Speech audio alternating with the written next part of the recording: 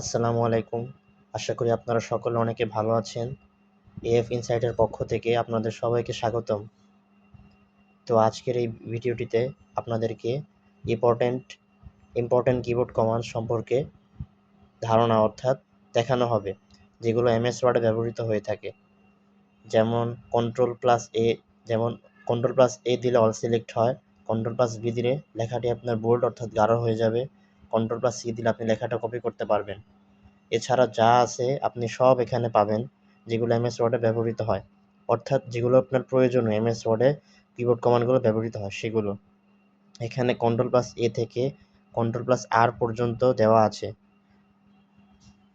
এখানে আপনার কন্ট্রোল+Q দিলে প্যারাগ্রাফ ফরম্যাটিং রিসেট হয়, অর্থাৎ আপনি যদি প্যারাগ্রাফের যে ফরম্যাটিংগুলো রয়েছে সেগুলো যদি আপনি চেঞ্জ করে থাকেন, সেগুলো আবার পূর্বের অবস্থায় ফিরে যায়।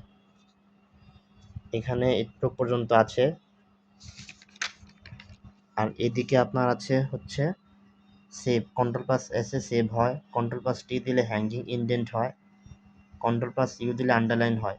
এগুলো সহ আরও পেস্ট, কাট, আন্ডু, রিডো এগুলোরও কিবোর্ড কমান্ড রয়েছে। তার সাথে কন্ট্রোল+শিফট আর এই চিহ্নটি দিলে ফন্ট সাইজ বাড়ে, কন্ট্রোল+শিফট এই চিহ্ন দিলে ফন্ট সাইজ কমে, কন্ট্রোল+শিফট প্লাস প্লাস দিলে সুপারস্ক্রিপ্ট, সাবস্ক্রিপ্ট এগুলো আছে। তারপর স্পেসিংয়েরও কিবোর্ড কমান্ড আছে, যেগুলো আপনার দৈনন্দিন জীবনে কাজে লাগে এমএস ওয়ার্ডের ক্ষেত্রে। তো এই ভিডিওটি এতটুকু পর্যন্তই। ধন্যবাদ।